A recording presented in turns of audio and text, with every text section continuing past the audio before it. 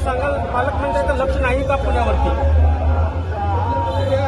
या मंडळींचं लक्ष आहे पुण्यावर, परंतु हे प्रशासनाचं काम आहे. हे महापालिकेचं काम हे महापालिकेने करायचं असतं. ते शासनाचं काम नाही आहे, हे महानगरपालिकेचं काम आहे.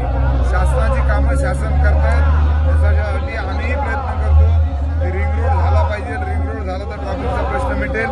त्यासाठी पालकमंत्री अजितदादा हे सुद्धा अत्यंत प्रयत्नशील आहेत. त्याचप्रमाणे दुसरा मोठा रिंग रोड व्हावा, त्यासाठी मुख्यमंत्री असतील, दोन्ही उपमुख्यमंत्री आणि सर्व मंत्रिमंडळातील सहकारी त्याच्यासाठी आग्रही आहेत. त्याचे काम थोड्या दिवसामध्ये सुरू होईल. काही ठिकाणी चालू केलेलं आहे. आणि नगर रोडचा जो ट्रॅफिकचा प्रश्न आहे आणि सोलापूर रोडचा, त्यासाठी MSRDCने नगर रोडचं टेंडर काढलेलं आहे. ते टेंडर मी कालच अधिकाऱ्यांशी बोललो. ते टेंडर झालेलं आहे. थोड्या दिवसामध्ये ते कॅबिनेट पुढे जाईल. कदाचित पुढल्या आठवड्यात किंवा पुढच्या 15 दिवसामध्ये ते कॅबिनेटकडे जाईल. कॅबिनेटचे अप्रूव्हल घेऊन ते कामाचं सुद्धा येणाऱ्या थोड्या दिवसामध्ये भूमिपूजन होईल.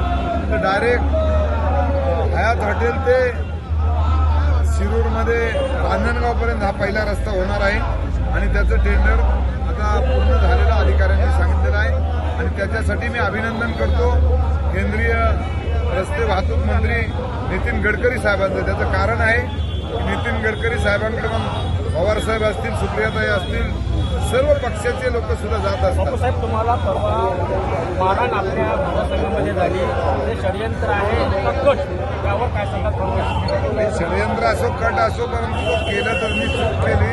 त्यांना काय करायचं असेल ते, पण आम्ही काही अशा भूमिकेतले नाही आहेत. हे सर्व जनतेला माहिती आहे की बापूसाहेब पठारे हे भांडणं करणारे, मारहाण करणारे नाही आहेत.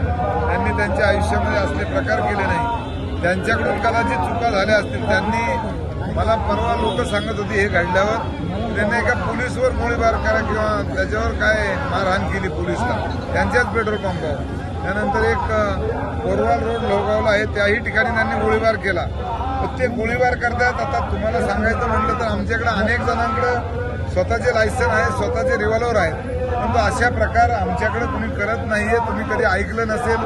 गेल्या 30-30 वर्षामध्ये आमच्याकडे रिव्हॉल्वर होतं तरी आम्ही कधी केलं नाही. आमच्यावर आरोप झाले पण खोटे ठरले. आणि त्यावेळेस त्या आरोपींना पकडायला सुद्धा ज्यांनी पहिल्या माझ्या निवडणुकीमध्ये आरोप केला होता की आमच्यावर गोळीबार केला, त्यांचे आरोपी पकडायला सुद्धा आर पाटलांक मी आणि ते स्वतः गेलो. आणि ते आरोपी पकडल्यावर त्यांना खात्री झाली की बापू पठारे हा चांगला माणूस आहे, आपण त्याच्यावर खोटे आरोप केले होते. आपण या संदर्भात तुम्ही